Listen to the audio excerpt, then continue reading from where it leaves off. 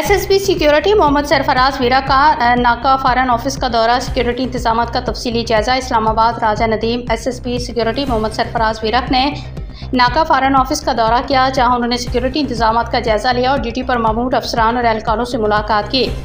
दौरे के दौरान एसएसपी मोहम्मद सरफराज वीरा ने मौजूदा सिक्योरिटी एहलकारों को हदायत की कि वह अलर्ट रहते हुए अपनी जिम्मेदारियां अंजाम दें। उन्होंने कहा कि फॉरेन ऑफिस जिसे एहसास मुकाम पर तैनाती नहायत अहम नवीयत की है और इसमें किसी भी किस्म की गफलत नाकाबिले बर्दाश्त होगी।